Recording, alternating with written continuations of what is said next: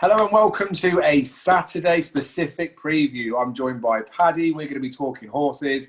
There is some decent action over in Ireland at Cork and Punchestown as well, but given the fact we don't really know where the fields are going to end up, we just go around in circles for ages, and you guys know that I like to waffle, so we thought we'd keep this waffling to a minimum. We'll go going through Aintree and Sandown. Sandown, the Tingle Creek meeting, I typically go every year. This year, obviously not. And Paddy goes to the Betcher Chase meeting at Aintree. So we're something of course specialists. We do quite well at the meetings respectively each year. So this should be an absolute doddle. That's as much probably as waffling I'm going to do on this episode, because I'm going to try and leave the floor to Paddy because he's got more useful insight than I've got. This is the first thing that we've recorded together or something. I think it's probably one of the first things that you've put out there as well, Paddy. So just be friendly, guys. Just remember the fact that it's just someone's opinion. We just like talking horses. We're just recording this conversation because we would be having the chat anyway. We're sharing it with you guys for anyone that's interested in listening. Yes, if you don't like it, then don't listen. But Paddy, how are you doing, mate? Are you excited to be talking horses and putting yourself out there to the forces that be? Yeah, excited, nervous. Let's just fucking do it, man. Let's just go into it and just see what occurs this weekend. Paddy's Paddock on Twitter. I've shared some of your blog stuff on the Cheltmental Facebook page. Share it on Twitter as well. You do all those sort of things. Do you want to tell us a little bit about those bits and pieces? Yeah, I mainly cover stats and trends and history in the race. I do like to go in depth in certain races. I think my only criticism towards myself is I don't do it obviously enough, but it is finding the time, and I do it as a hobby, to be honest. But I think my thing is I need to be more consistent on it, and I will try my best. I am probably going to look towards doing videos like this in the future. I think it's probably easier, but I'll soon find out if it's not or whatever. But yeah, at the moment I'm just doing that side of things.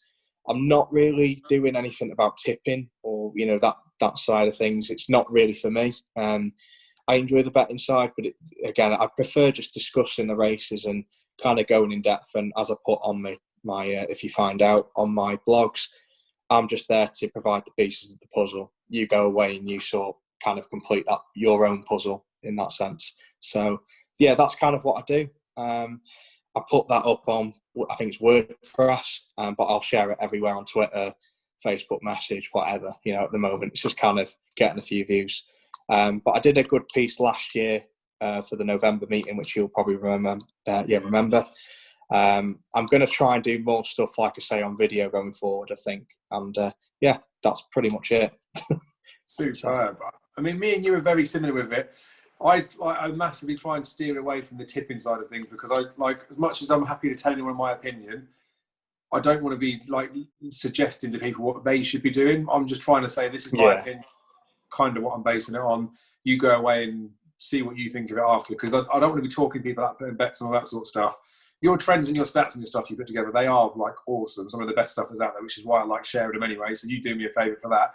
But I do think the video side of it as well, where you're probably being harsh on yourself, saying you don't get to do it enough. I know you'd love to be able to do it the whole time, but the amount of effort that has to go into it, doing the stats, it isn't a quick thing. And if you forced out loads of content for the sake of it, which I know you wouldn't do, the quality would suffer, wouldn't it? Whereas a video, I reckon time-wise, you might even be able to get them done a bit quicker, mightn't you?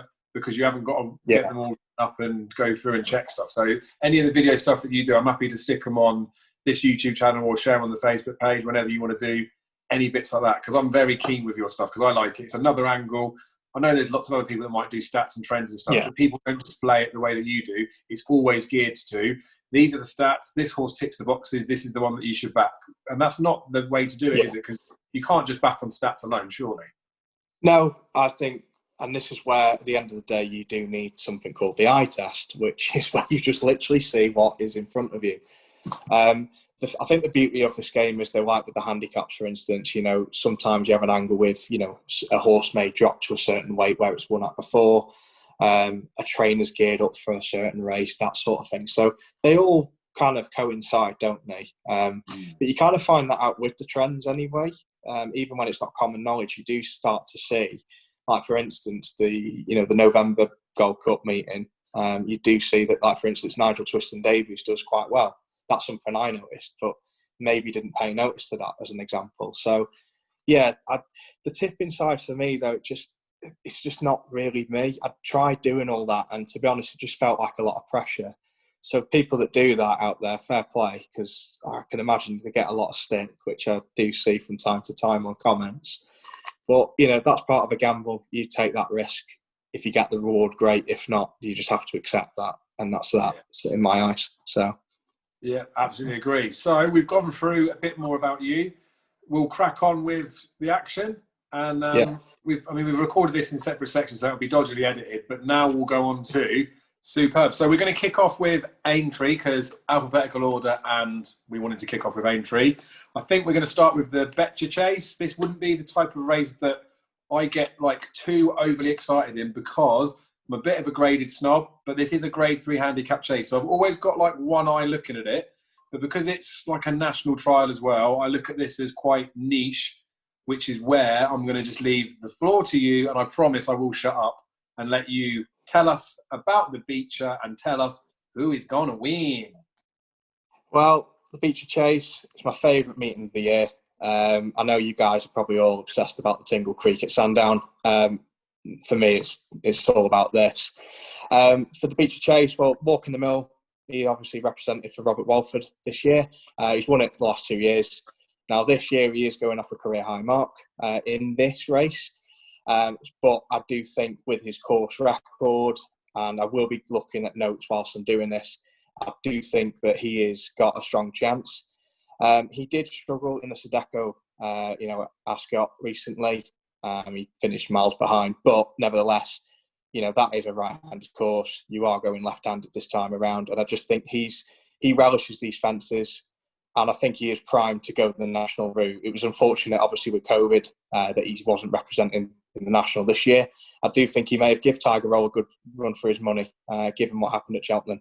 So he's definitely got a strong chance, but I'll go through the other runners that I've got. At least there is going to be probably more runners than I'm going to mention, but I'm just going to go through probably the main protagonists, and we'll just obviously see from there. We've got LeBroy.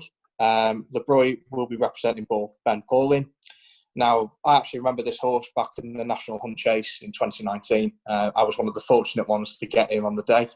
It was probably my biggest win of the festival that year. So, yeah, I take pride in that one. I did put him up on the day. But, yeah, he won the National Hunt Chase, which actually was under scrutiny that year as well, if I remember rightly, because everyone was calling for his head to be kind of, get rid of the race and so on. But here we are. We've now got a Mare's Chase in the ascendancy at Cheltenham this year, but I'm not going to go into that. He was fourth at Kelso recently. Probably not the best return, but then again, it wasn't too bad. So I wouldn't completely dismiss it. My reservations on this horse, though, was I actually saw him, like I say, I've been to the Beecher the last 2 years. He wasn't great when he approached these fences. He was abysmal, to put it bluntly. If they want him to be a national horse, he needs to up his game big time, and I would be quite reserved in looking at him in the Beecher Chase this weekend. I did see one that's not been jocked up at the moment, but it's Cheltmental. And this is quite interesting because we've not seen him in nearly 2 years. He's now been dropped £3 from his last mark, obviously for not being, in the game for quite some time. Now, they did talk about him, if I remember rightly, being a national horse. My problem with Cheltmental is he just never always gets over the line in first place. It's always, he's coming there, and then he just, he doesn't find anything in the end. So, that would be my reservations, especially after such a long way off. If he does go here, then, I would, again, be very reserved. And I'd probably, me personally, I'm going to dismiss him on this occasion. One that did interest me, but again, I was umming and ahhing over it, was Q-Star Savola. Now, he was an Ultima winner. And I think that was his last win, if memory serves me. He is actually well handicapped, though. He's now £5 lower than his last win mark. Now, he was beaten last time out Bangor. Now, for all those snobs that prefer the Southern racing, obviously Bangor doesn't get the best reputation. But nevertheless, I can see why they would actually dismiss this horse. He actually got beat by a horse called Not a Chance, which may reflect Kustar Savola's chances this weekend, strangely enough. But I just think with him being well handicapped, it's so dangerous. And Nick Williams is quite shrewd with his horses. So just be erring on the side of caution. It wouldn't shock me if he ended up loving these fences and, galloping like mad to the finish. And then there was a kind of an old flame of mine, which has got the love of my life on board in Bryony Frost, Yalarenki. I hope she doesn't watch this. Well, actually, I hope she does for Cheltmental's page. But yeah, obviously representing Paul Nicholls, now at the age of 10, but really just so enthusiastic at his jumps. His form is brilliant. He's not finished out the last, the last 3 in his last 4 races, basically. So he does look quite good.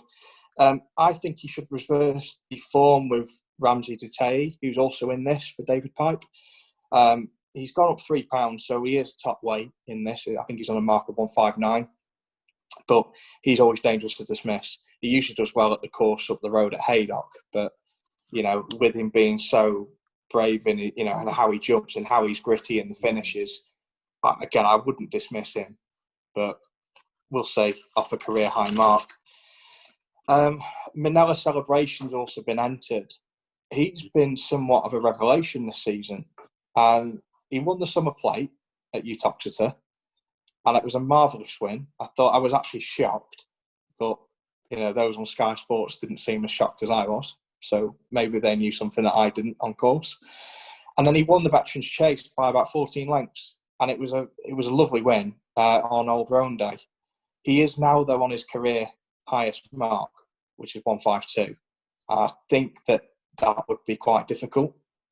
I don't know what you think on that, Dave, but I'm very much dismissing him. Yeah, I'm not a massive fan, to be honest. I think Katie Price seemed to go through a bit of a period where she has like a few winners at the same sort of time, and this definitely sounds snobbish, but I feel like when she's put into these sort of company against like lots of top class horses and lots of top class trainers, she's good at picking up those pots over the summer, like you mentioned. But I'd be worried about the sort of price that this one is coming into a race. Le Brawl that you mentioned, I backed him in this race last year, thinking I was a bit of a wise guy, thinking they're going to go national with him. He's a good horse, and he was woeful, wasn't he? But maybe because of that national hunt chase, obviously they've reduced the trip now, haven't they? It is it must leave a mark on a horse anyway. I know not so much. Well, even Tiger Roll, a little bit after, he wasn't so great.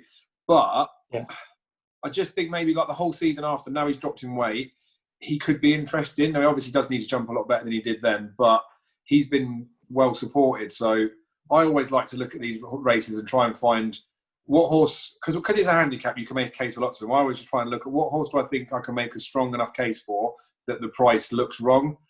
And that's why I can never really be bothered to look at the Betcher Chase, because I'll get it so far wrong. I'll find something at a bigger price that I quite like the look of. Kustar Savola is definitely interesting. And another one, that Ultima win, again, that could be another race that can take quite a bit out of the horses, because it's not as far as a national hunt race, but it does so well for the novices going in there. I think Kustar Savola was a novice when she won it, or when it won it. Won it. And I just feel like you can almost forgive him the season after. And then the last one was after a layoff, wasn't it? So it could be prepped for this. But then if it's not been over the fences, is that too much of a worry? Probably. I don't know. It's like a mental looking race, isn't it? I've always had a massive soft spot for Give Me a Copper. So, I mean, that tells you all you need to know about me and handicaps, doesn't it? If I'm going to mention Give Me a Copper for a Beecher. Well, me being a Liverpool fan and seeing the owner being a Sir Alex Ferguson, I'm just going to forget that you mentioned that horse. No disrespect to the horse, but, there is one that we've not mentioned, though, and he is at the top of the market, and I think it's going to be a dull selection from me, but I love this horse. Yeah. I absolutely think he's got national material all over him. I've been raving about him for the last 2 years. It's Kimber Like Candy. I think Tom Lacey's got an absolute sort here. I backed him last year. I didn't expect him to actually come again in the final strides to try and challenge Walk in the Mill. He jumped the fences fine. I really felt that he jumped them brilliantly. I'm sure if, Darren, I know he does I think the timing over the fences and all that, I'm sure he can correct me if I'm wrong, but I just felt that he was so consistent over them fences, and he proved that again at Warwick in his last run. So I do feel that he's got an absolute strong chance this year. He'll be here fresh. And yeah, he's my contender for this, but also for the National. So, I just hope at least for a good run from him, if he doesn't win this at least. He is 5-1, I believe, at the moment. And yeah, I just think he's written all over to win this, I think. And he's going to have a bit of weight, with obviously Walking the Mill here. Well, he's rated actually 153. Walking the Mill is rated 149. So I think they'll be on much more even terms this time. But yeah, I just think he's got national material all over him.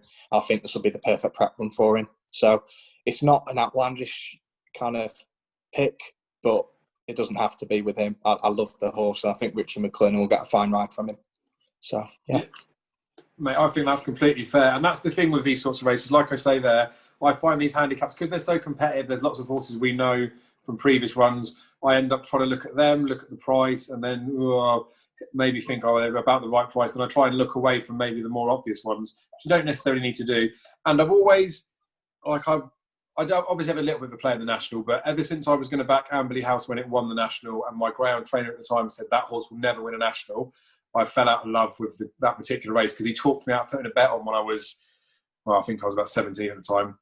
But this race, where obviously it's the National Fences, so it's a good trial going into it. Obviously, Kimberlite Candy's up £16 from getting beaten it last year, but I don't think, I know it probably does make a difference, but I don't think trainers go into these sort of races and think, let's get them to run and then look at try and get their mark down. I mean, there's other races they could try and get it down after, but if your horse goes up in the weights, although obviously it's carrying more on the big day, if they like the discipline, then as far as I'm concerned, carrying 11.6 here, he's never going to be top weight in a National.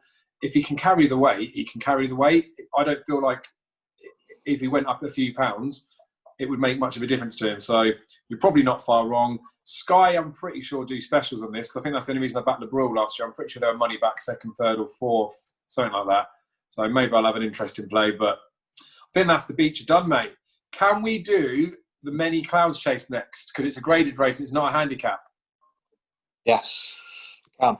I've just been simple with this. I've nailed it down to 3. I mean, it's just straightforward. I'm not being horrible to the other horses, the other owners and connections, but when you look at the field that's got Frodon, Native River potentially, and Santini, I don't need to go any further than that. I just think that is A-star quality. And we could be looking at all them in the Gold Cup. I don't want to think that far ahead, but it looks like that's where it's all going when we come to the festival. I don't know about you, but Frodon is definitely a horse that has touched many people's hearts, hasn't it? And it's certainly touched mine. Again, my girl was on there, Bryony. She loves this horse. They certainly just get on so well.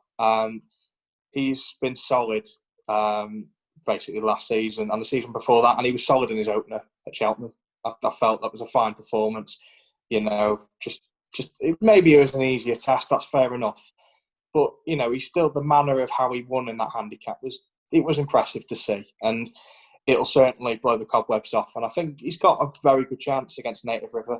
My only concern is, though, last year they did face in this, and there was a long margin win by Native River. So I don't need to go any further than that. But I just think this year he's coming back into this, and he should perform well at least. So Native River, I was going to probably talk last, but I'm going to do it now.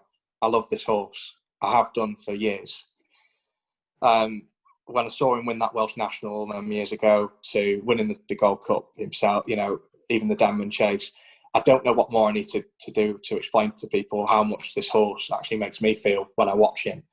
He could easily be a puissance horse. He could actually go into eventing. That's the sort of horse that he is. So once he retires, I could see him doing that sort of thing. But in terms of his racing ability, he's got grit, which I find that's what I always look for in a horse.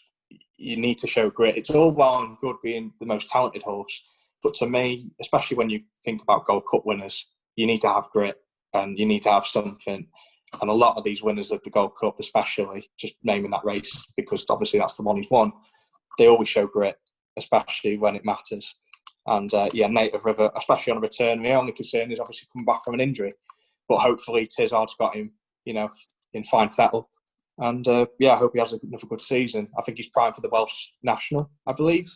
You can correct me if I'm wrong, though, Dave. So if that's where I'm thinking he's going. But again, I don't know what they'll do with him. I feel like they'll run him here, and then they'll probably go for. They might not even need the Denman chase. They'll run him insane. But I definitely think they're going to go proper Grand National this year with him. And I wonder whether they're just going to mind him a little bit with that in the case. Whether they'll go Denman chase and then they'll go Gold Cup and then go National. I don't know.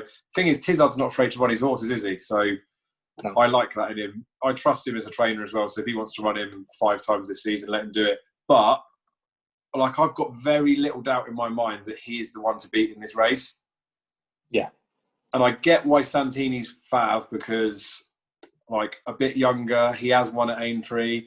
I think even if you go back to his Cotswold Chase run, where he beat Bristol De Mai and people were poo-pooing it a little bit after, and then Bristol De Mai is then the age that he is, goes and wins the Betfair Chase this year. It goes to show that he wasn't I know we say Bristol De Mai doesn't like Cheltenham, but I think that his performance in that Cotswold Chase was pretty taken for me at the time.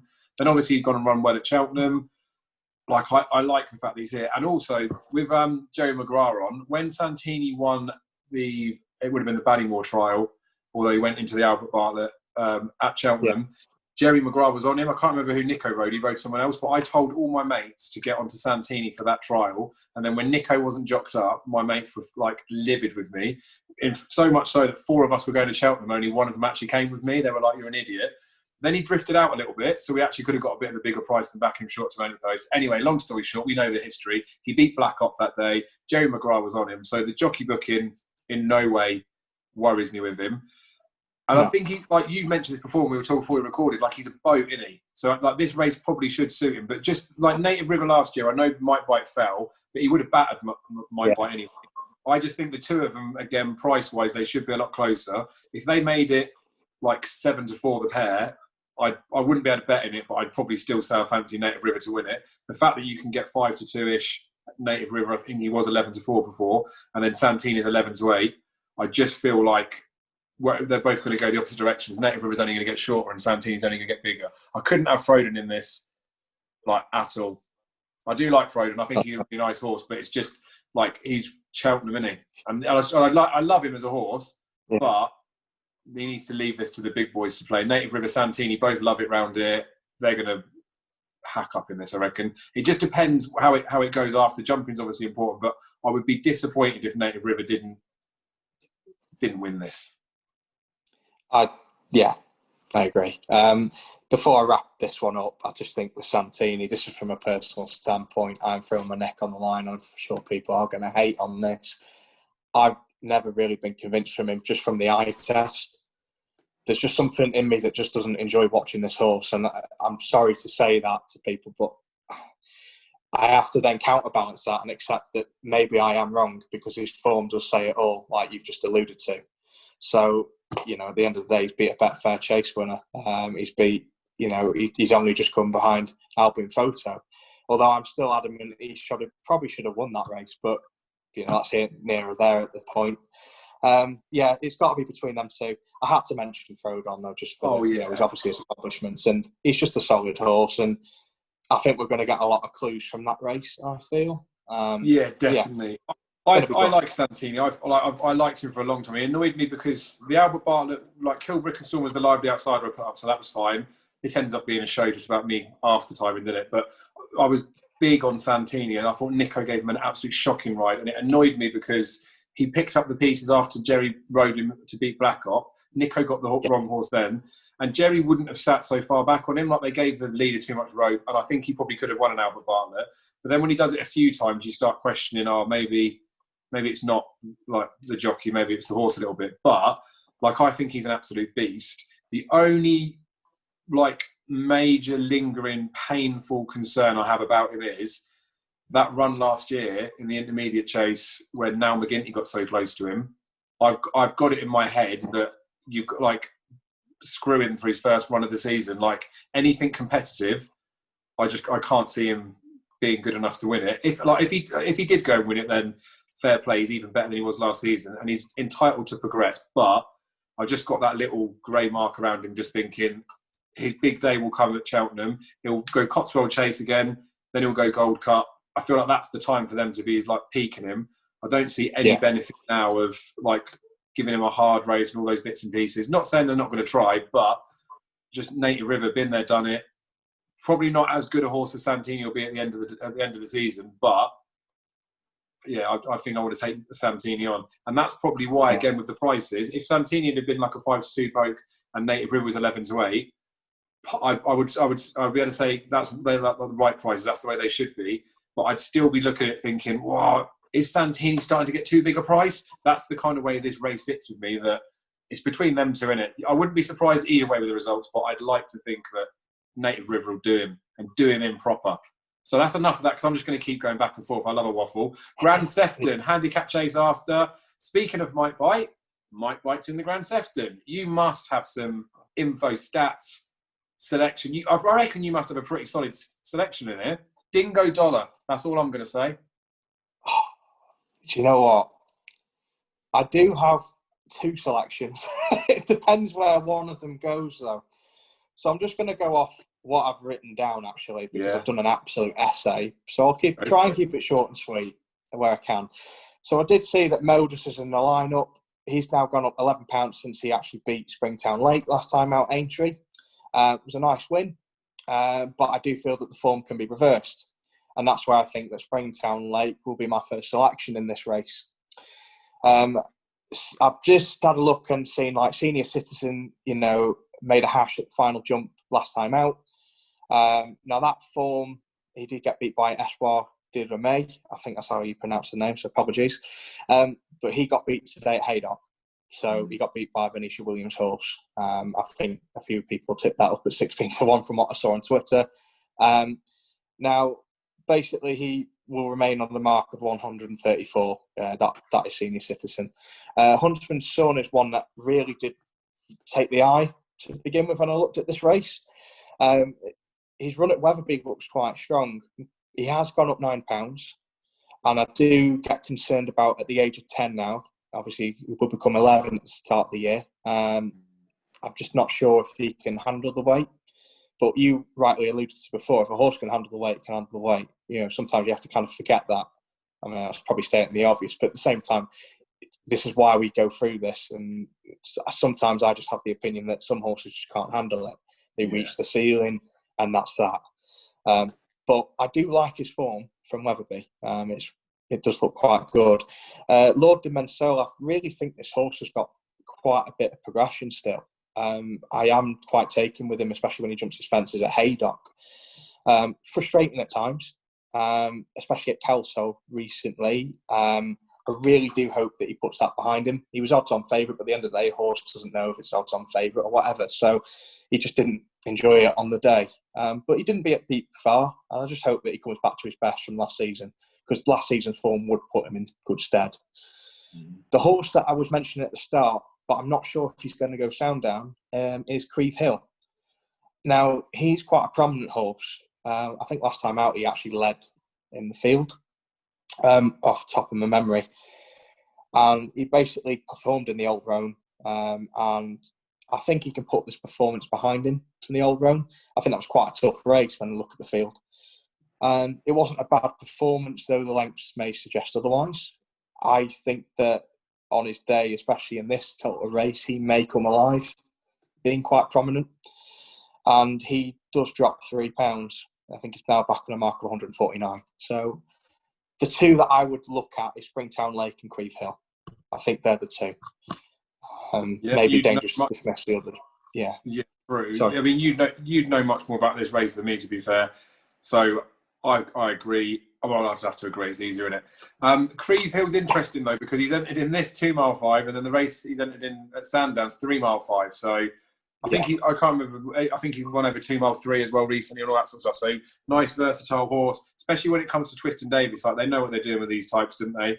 Both of those are reasonable prices, to be fair. So you can easily stick up to. The only reason why I jokingly mentioned Dingo Dollar before is a couple of years ago I thought he might be like potentially handicapped to go well in the Hennessy when Durasha Counter won it, and Yeah. I mean, he did really. And then he ran over hurdles before that, and then he had a hurdle comeback this season. Like, it seems to be the thing they're doing with him.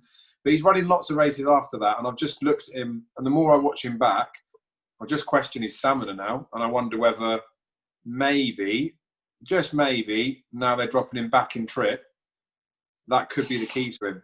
And he never won over this short when he was like hurdling or when he was a youngster. Like, he's always been pretty much a 3 miler. I think he got beat by Willoughby Court over 2 mile 5, but maybe the dropping back in trip could be like a key to him. And like he's an absolute rogue. That's the problem with these handicaps. You get affiliated with a horse from previous experience, for whatever reason. But if I was forced to have a £5 free bet in here, because I wouldn't be risking my own money, I'd be looking at a novelty dingo dollar and hoping that will work. Because that's the thing, when these horses are on bad runs of form, you need to look for something to change, didn't you? Maybe change a trainer, change of distance, change of headgear, whatever it is. So maybe that'll be the key to unlocking the dingo dollars. But we've done plenty of time on Aintree. I reckon we should get on with Sandown. Or was there anything else at Aintree you want to mention? No, let's just crack on. And I hope people enjoy it. I just wish I could go this year. But I know, mate.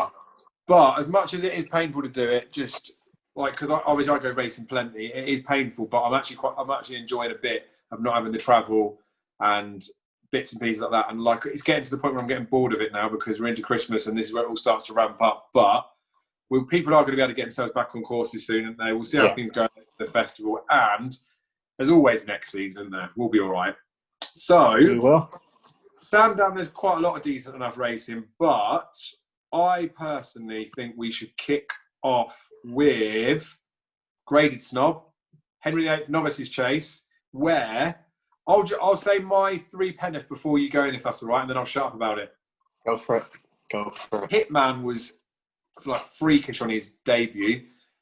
Like, the form was probably not worth anything, but again, visually, just watching a horse do something filthy. I cannot wait to see him going in here. Like, you don't know who's going to win this race. This is a race that can be tricky to find unless you've got the obvious really good hurdling star that comes in here.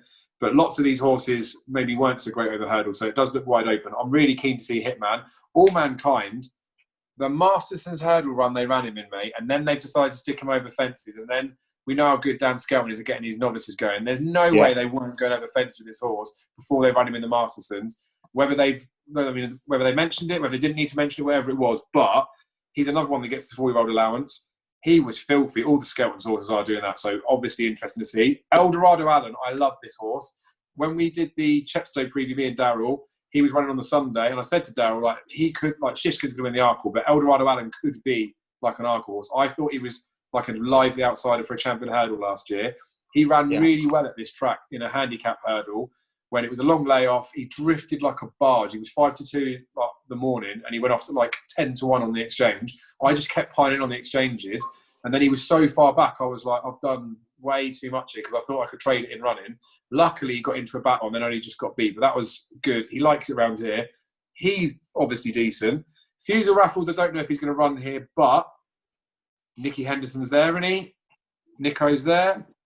Running maybe, and then Zambella at the bottom can go in, and Jacob could ride him. But Fusel Raffles will be interesting. I do quite like him, although he'll be exposed in this grade. And then Phoenix Way, who would have expected him to do so well over this short trip? He looks like a stayer, not a speed horse. This just looks like, oh mate, like utter filth juiciness. And the beauty of all of it is, none of these horses are going to even come close to Shishkin when we come to the Arkle. So as much as this is a great grade 1, they're all fighting for second fiddle, aren't they? But that's going to be a proper stonking race. Like, I'm so excited to watch that.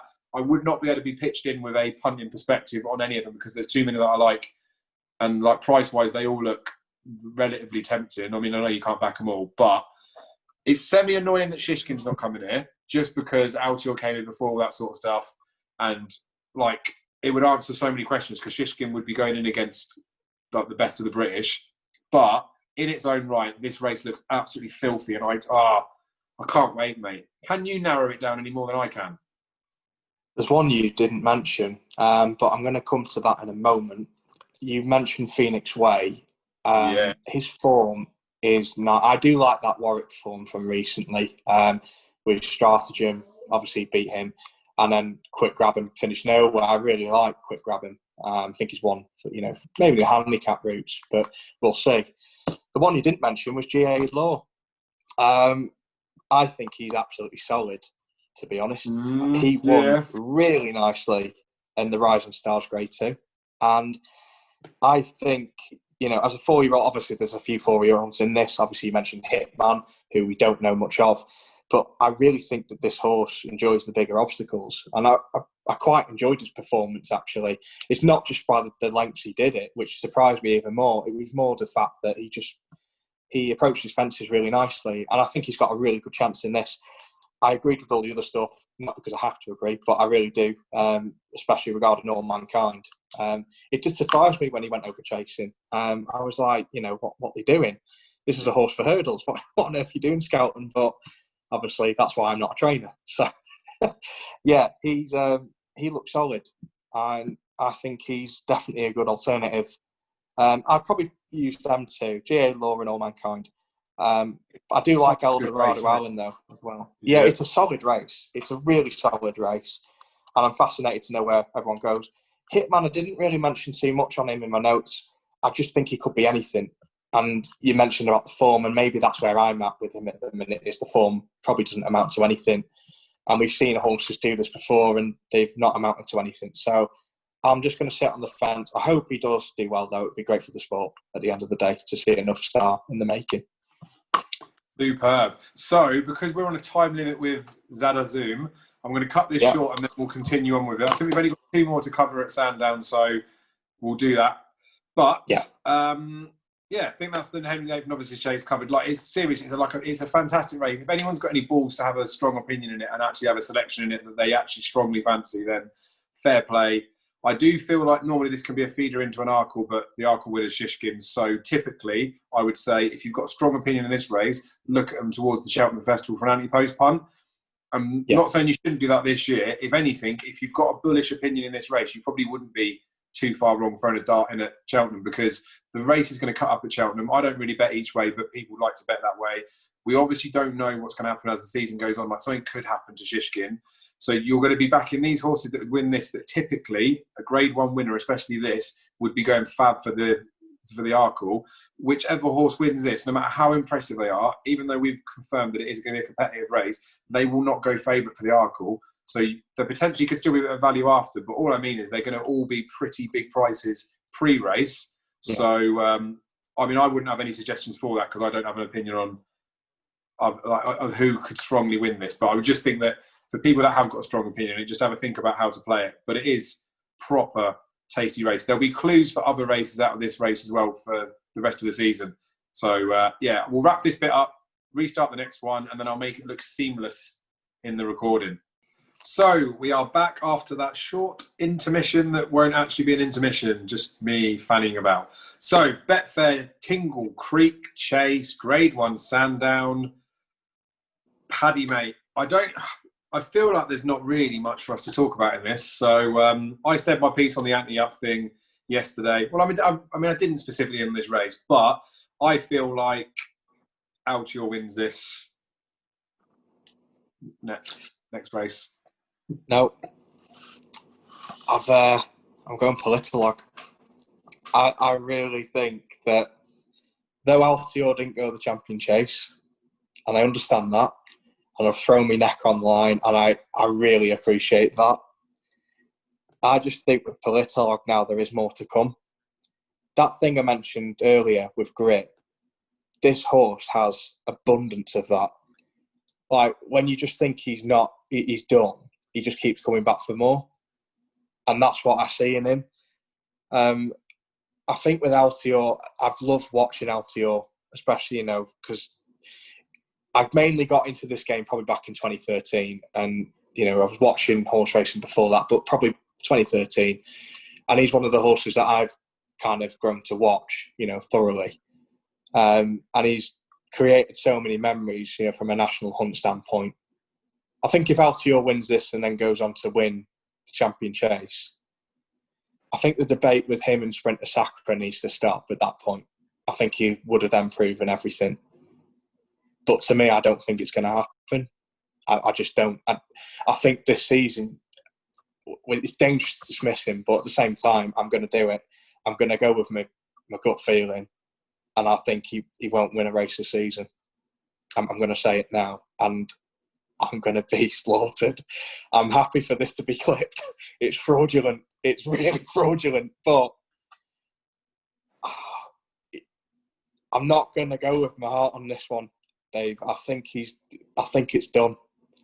I think this season he'll run his race. I'm not saying he's going to just pull up or, regress completely. I just don't think that he's going to be the same horse we're seeing, because with age, unfortunately, does come regression in some degree. I think that's fair to say. You get the odd, bright sparks like Sprinter, like, Corto, obviously a different distance that he raced at, but I just don't see it with LTR. I'm going to go Politolog. And I think from a value point, I think I'm happy with that as well. I really am. And I'm going to get a lot of stick, but that's fine. That's fine. I think I know what it feels like when a child's told that Santa's not real. Like, I feel gutted. I've just packed it under, haven't I? The thing is, mate, like the frustrating thing with it is, and it's like, truth hurts, isn't it? And that's the reason why it's probably making me feel gutted, because before we cut the recording, and then I said about talking about it, and then I was mentioning about Politolog, when and I feel like I probably hadn't given him as much look into as I probably should do for this race, because I'm very blinkered of Altior. I look at Altior thinking, like, him to go and win the Champion Chase in March will be like astounding. So I think if he goes and does it here, then he has got to have a chance in the Champion Chase. Whether he can do it or not, we won't find out till March, obviously. But I get the age thing, I get the potential regression. But for me, I think he's awesome at Sandown. I think he actually potentially gets worse as the season goes on, the more he races in a season. So I know his Sandown runs at the end of the season haven't looked so good, but it doesn't bother me. I just feel like with him being the age that he is, and this being like 4 months earlier than the Champion Chase, and that regression, all those things you've touched on, like, this is the time to catch him. And that's why I backed him when he was a bigger price for the Tingle Creek. And I think lots of people probably have done as well. The biggest frustration with Politolog is he got pinned down, didn't he, as, he's not a two-miler, he needs a little bit further. Is he just a soft ground specialist? Or all of these bits and pieces. And I feel like he isn't, you can't pigeonhole him as anything. He can do anything, can't he? He can go fresh. He can run after run after a couple of runs, goes on any ground, can do it any track, can do it over most distances. Like, I think he is just a pretty good horse. The annoying thing is, he won the Tingle Creek here when he beat Fox Norton that I backed. That pained me, like, proper pained me. He was pants in the Tingle Creek last year, but then I'd struggle to forgive him that. But it's one run in it. Maybe he just was having an off day. He obviously won the Champion Chase, so he's coming in here as the reigning Champion Chaser. He's already won a Tingle Creek.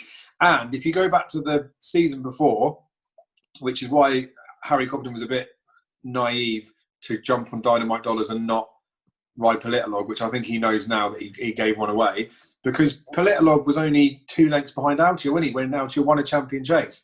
So that's 2 seasons back, or 18 months in the terms of talking about this as a Tingle Creek. So as you're saying about regression and all those bits and pieces, there is a chance that Politolog could have maybe bridged a bit of that gap. So he would be the only horse that I would conceivably look at this race and think, if Altior was downed, he is the only horse that could possibly do it Politolog. Like, anything else in the race could be a million to me.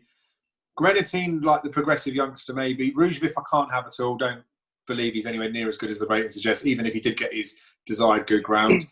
They're all, the other ones there, I think they're like potentially like low 160s horses. So I'm going to be quite snobbish with them.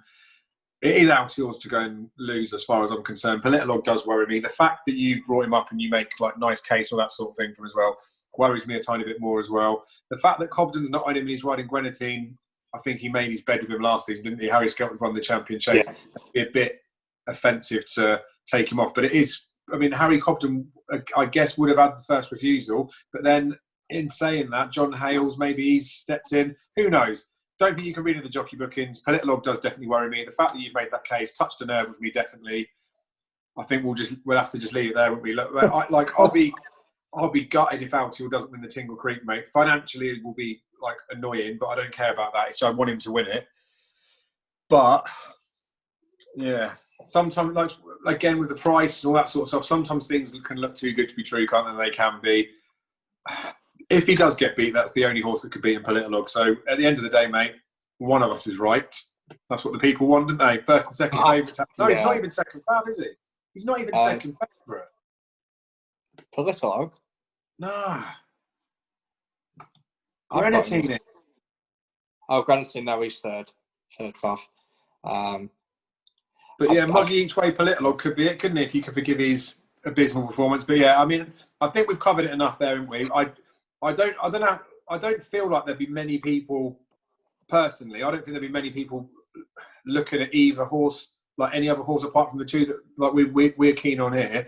And that isn't just from a ratings perspective. I think, and this does sound really snobbish and it sounds like an arsehole comment to make, but I think it's quite clear that nothing else in this race is in the calibre of the last two champion chase winners. Like Rouge Vif won a handicap, for crying out loud. Now all of a sudden he's the best thing since sliced bread. Like, I'm not having it with him. Well, anyway, we'll find out, won't we? I said we were trying to keep it short, mate. Look what happens when people say something I don't like.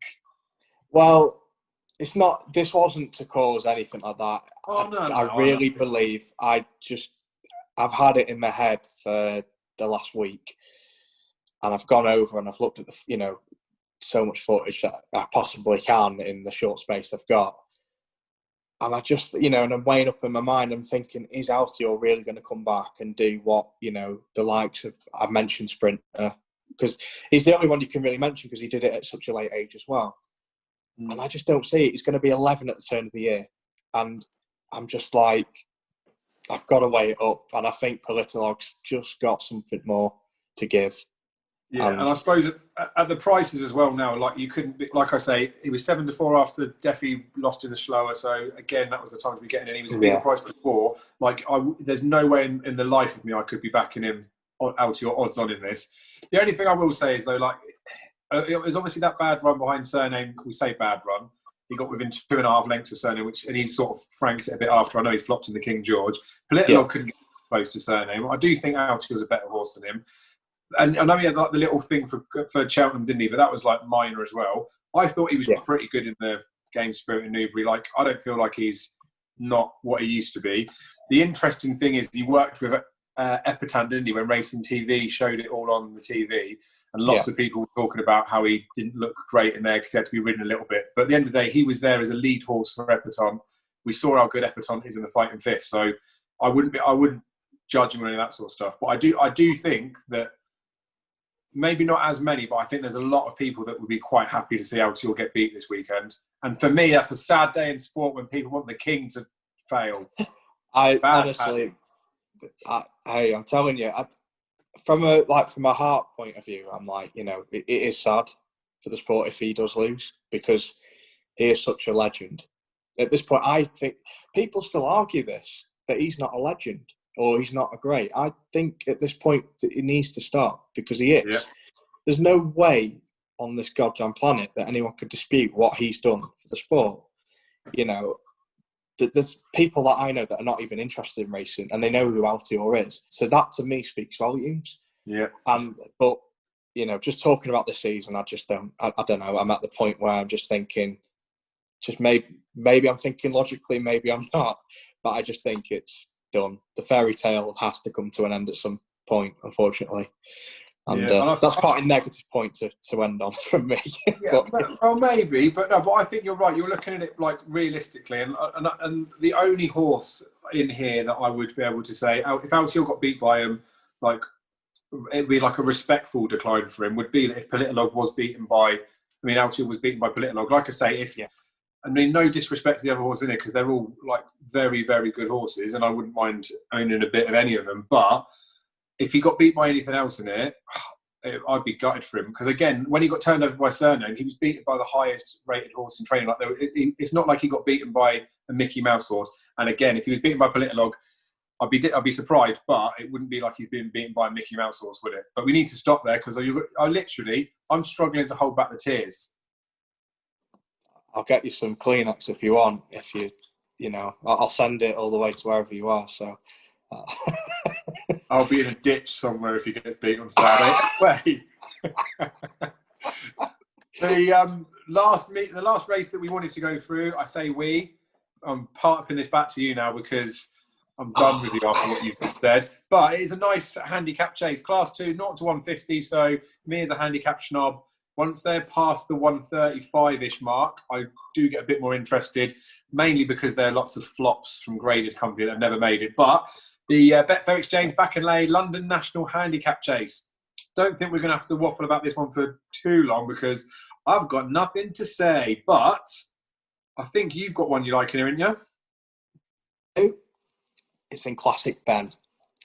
And I've got some stats and, things to actually back this one up as well, which, if people follow my blog, which I'll get onto in a bit, then, you'll know that I love my stats and trends. Those stats can be for mugs as well, which I'm well aware of. But yeah, Classic Ben, he's rated 130. And the reason I find this quite appealing, it's the same as his last winning mark, which was at Sandown. He won in February of 2019, and I remember watching it because there was a huge gamble on that day. It was all over Twitter. I think it was 33 to 1, and he went off at 7 to 1. I managed to get on him at 10 to 1. So, unfortunately for me, I wasn't the early backers, but nevertheless, it was good to see him win. It was good, obviously a good day for the punters from a betting standpoint, anyway. Yeah. But yeah, I was quite impressed with his run actually recently, where Jersey Bean beat him. Now, Jersey Bean looks quite a progressive horse for Oliver Sherwood, and he wasn't far behind, and he rallied again at the end, which suggests to me that this trip at 3 mile 5 will suit him, because that was over 3 mile, and I think that race at Exeter should work out. So in regards to the stats side of things, obviously Stuart Edmonds trains and Kieran Geffings is on. Now, between the both of them at Sandown, they have 12 winners from 78 rides. I'm just going off my little form bit here. Yeah. That is only a 15% win rate, which doesn't sound all the best, and that's fair enough. But if I just take that out of the equation and I look at Stuart Edmonds' runners over chasing at Sandown, he's had 4 runners, 1 winner and 1 second. So if you want to put it that way, he's got 50% in the money. And I think with this horse being well handicapped, I would expect him to get the money coming this weekend. And I think he will be there or thereabouts. He does like to be prominent as well. And despite some of his quirks, I just think he should win this. And that's that. That's all I've got to say on that, really, like Forrest Gump would say. Yeah. But yeah. I was there the day that he beat Ami Dubois. I know a guy that's involved in him.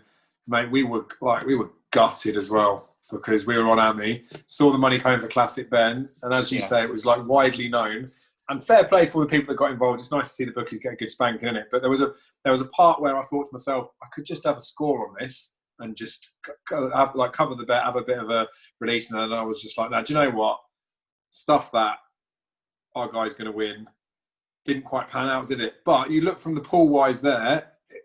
Like Ami Dubois now, I'm not sure he's actually going to come here, but on ratings perspective, Ami Dubois now would have been giving him quite a bit of weight compared to that day where he was only giving him the £2. So I think the form of that win as well round here does look pretty good, doesn't it? The stamina thing, I feel like these sorts of horses when they get to this sort of trip,